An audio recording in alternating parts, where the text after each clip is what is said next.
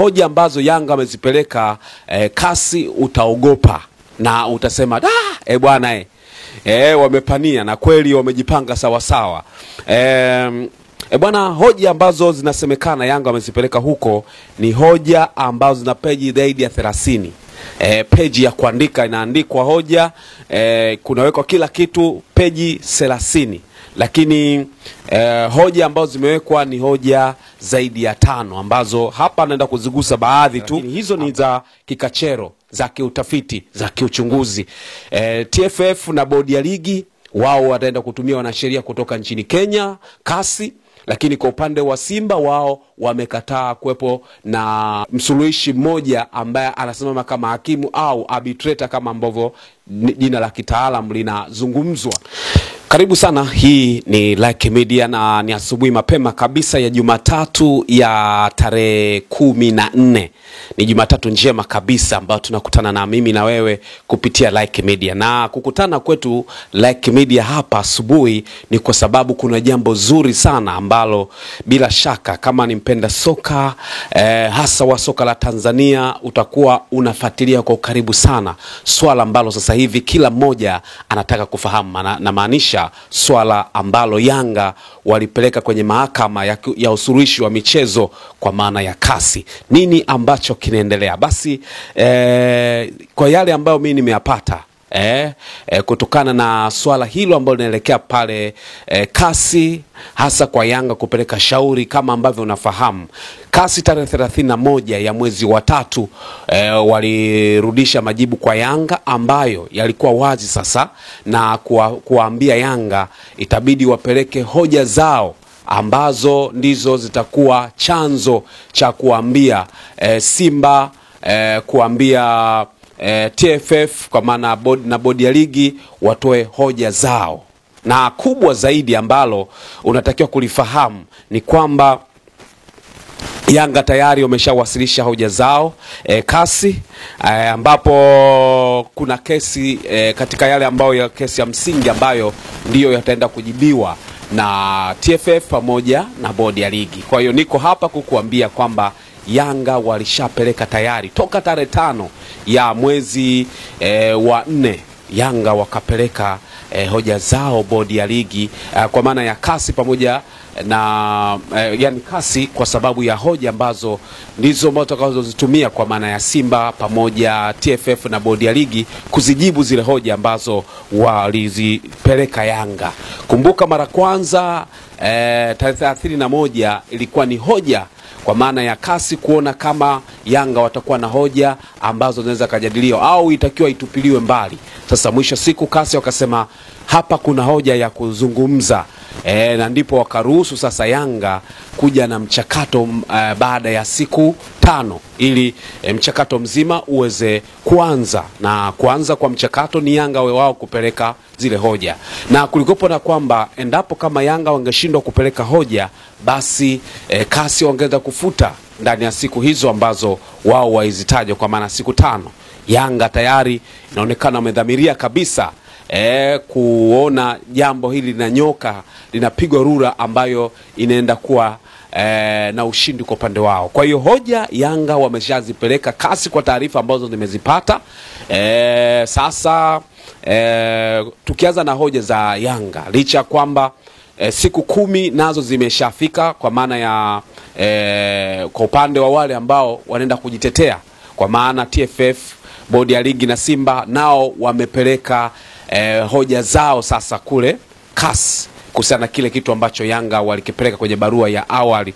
Utakuwa unakumbuka kwamba Yanga walihitaji kuwa na arbitrator mmoja kwa maana kama hakimu hivi mmoja, lakini tutakuja kukuambia baadaye kuhusiana kile kitu ambacho Simba wao wamekifanya. Lakini TFF nao wamejibu hoja zao vipi, tutaenda kufahamu baadaye. Lakini hapa tuzungumze kuhusiana na hoja ambazo Yanga wamesibeka zaidi ya hoja 5. Lakini hapa kwa uchache wake tutaanza kuzungumza nikwambie tu kwa hoja ambazo Yanga wamezipeleka kasi utaogopa na utasema bwana wamepania na kweli wamejipanga sawa sawa. Bwana, hoja ambazo zinasemekana Yanga wamezipeleka huko ni hoja ambazo zina peji zaidi ya 30. peji ya kuandika inaandikwa hoja, kunawekwa kila kitu, peji 30. Lakini hoja ambazo zimewekwa ni hoja zaidi ya 5, ambazo hapa naenda kuzigusa baadhi tu ambazo zimepelekwa huko.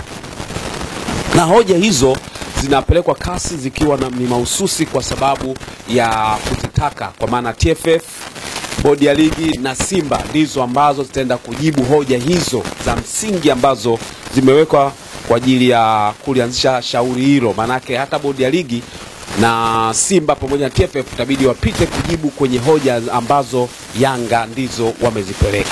Sasa hoja ya kwanza, wao wanauliza kusimamishwa kwa mchezo. Kwa nini mchezo ulisimamishwa? Manake lazima bodi ya ligi, TFF wajibu hoja hizo, na pengine hili swala linawezekana halisiwahusu moja kwa moja Simba. Kwa hiyo mamlaka ya soka inatakiwa iende kujibu kwa nini ilisimamisha mchezo. Na kwenye hizo hoja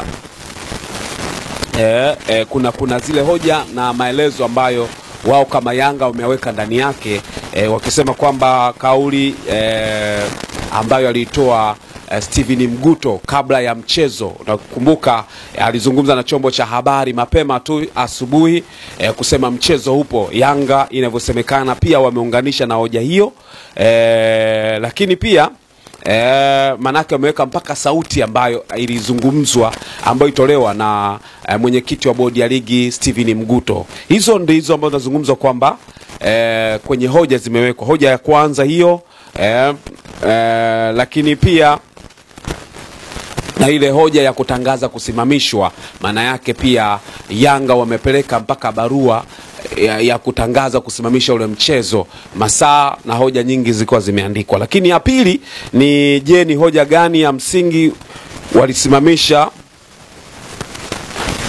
ambayo isababisha kusimamisha ule mchezo?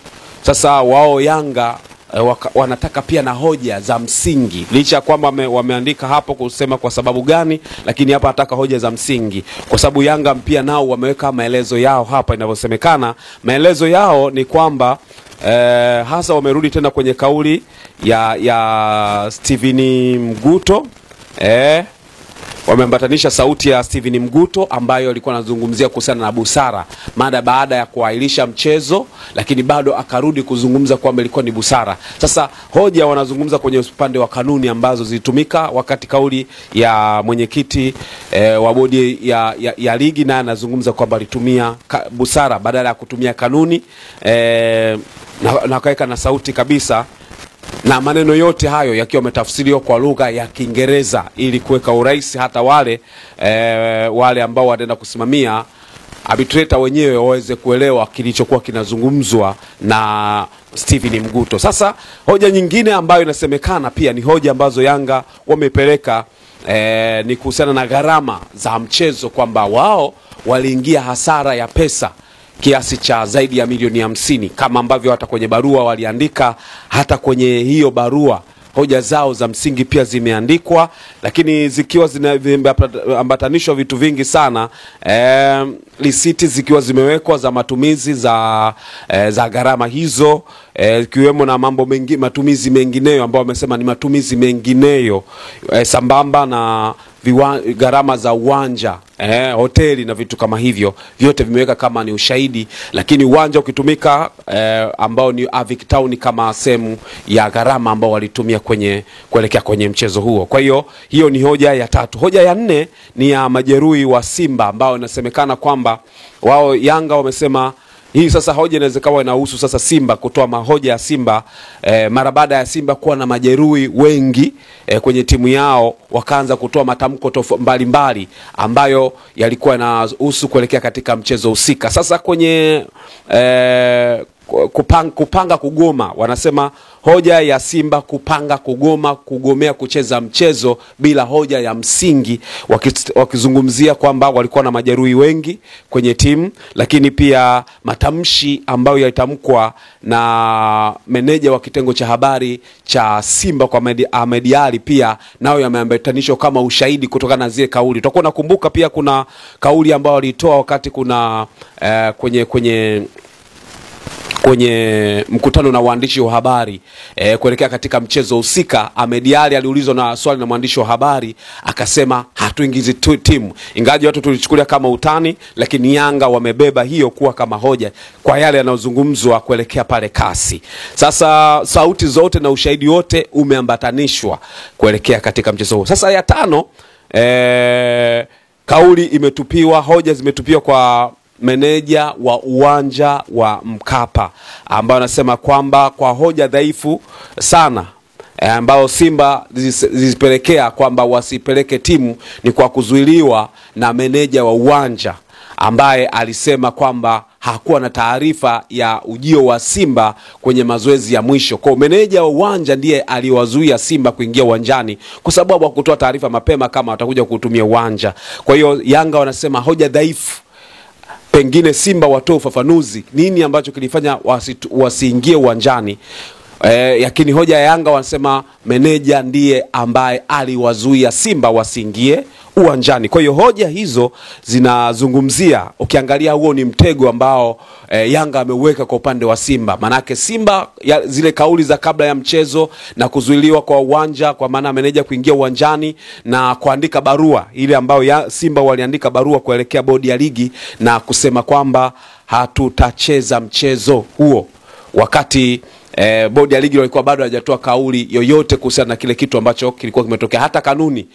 Sasa ni kama mtego wa Simba kutoa hoja za msingi ambazo zitakuwa na mashiko kwa nini waliandika barua ya kwamba hawatacheza mchezo. Na pengine Yanga wanataka kuwapa mtego kwamba kwa kauli ya kwamba sababu walikuwa na majeruhi wengi ndio sababu ya kukataa kuingiza timu, na ndipo ambapo bodi ya ligi wakaingia kwenye mtego. Sasa kutokana na hoja hizo ndizo ambazo zimewekwa. Kutokana na muda pia ni baadhi tu ya hoja ambazo nimezileta hapa kwa maana ya hoja 5. Kwa hiyo ukiangalia Yanga kwenda kasi, ambazo hizo ndo hoja ambazo zinahusu Simba, na TFF na bodi ya ligi wanatakiwa kwenda kuzijibu kwa sababu ya kile kitu ambacho kinaendelea mpaka dakika hii. Dabi haikuchezwa. Bodi ya ligi, TFF na Simba wanatakiwa kupeleka hoja za msingi kwa nini hawaja mchezo wa kuchezwa. Kwa hiyo hoja za Yanga ziko hivyo. Kwa yale ambayo yanasemekana ni kwamba wanasema kinachosubiriwa kwa hamu ni kuhusiana na hoja ambazo zimepelekwa. Sasa Simba nao wamepeleka hoja zao, Yanga ndo hao ambao waanzilishi wa hoja, na TFF, Simba na bodi ya ligi nao wamepeleka hoja zao kwa maana ya kasi, ambazo sasa zitajadiliwa, na mwisho siku Yanga watajua Simba ni nini ambacho Yanga kwa maana Simba watajua kitu gani ambacho Yanga wanahoji wao wajibu, na upande wa TFF kitu gani ambacho wanatakiwa wakijibu ambacho Yanga amekipeleka kama hoja mara baada ya muda fupi. Sasa hii ni kama tetesi ambazo naweza kusema zimevuja kutoka kasi kwamba Yanga tayari walishapeleka taarifa na Yanga tayari wamesubmit. Sasa kutokana na hoja hizo ambazo nimezungumza, kitu ambacho kinasubiriwa kwa hamu, ambacho ukiongea na wanasheria na wataalamu wa sheria za michezo ya kimataifa, wataalamu wa sheria pia wanazungumza kwamba kuna hoja ambayo Yanga waliandika kwa kasi, kwa maana ni hoja ambayo waliipo umaalumu sana kwamba kuna zuio ambalo wanataka kulifanya. Yani kuna ombi maalum ambao waliliomba lizingatiwe sana, kwa maana inavyosemekana kuna hoja ambayo Yanga wameiweka itabidi ndio tangulie kujadiliwa kabla ya vitu vyote havijaanza kufanyika. Na inavyosemekana kwenye barua ambayo Yanga wameiandika kwa ajili ya hoja hilo, nalo wameliandika hoja ya msingi ya kuzingatiwa kabla ya hoja zote hazijaanza kuzungumzwa. Kuna zuio ambalo Yanga wameliomba kwa kasi lifanyike kabla ya mashauri yote hajaanza. Kwa hiyo hicho kitu tunakifanyia kazi. Tutakuja na majibu hapa mara baada ya kupata sasa black and white, kujua tetesi za humo ndani zinasemaje, huko kweli kumekuwa ni black. Hizi hoja za mwisho hazijawekwa wazi. Manake makachero wale ambao wamezipata hizi taarifa za Yanga kupeka barua na hoja ambazo zimetolewa kwa uchache, lakini ndani yake kikubwa ni ile zuio ambalo kwenye barua ya kasi ambayo ilikuwa ni majibu kwa Yanga na kuendelea na mchakato huo kuhusiana na jambo la kasi. Mwishoni kabisa mabarua pale wakati anaandika kwamba kuna jambo ambalo Yanga waliliomba kwa umaalum na upekee sana ambalo watu wakaanza kuhisi kabla ya hapo kwamba inawezekana ni zuio la dabi kuto kuchezwa, au wakati kesi inazungumzwa basi dabi isichezwe au ligi isichezwe au kitu chochote kisifanyike ili kesi iendelee. Umenielewa? Kwa inawezekana kwenye hilo swala Yanga akasema bwana, tunaomba ligi labda isimame au dabi isichezwe mpaka pale shauri litakapoisha na vitu vingine kama hivyo, na ndo kitu ambacho kinasubiriwa kwa hamu sana.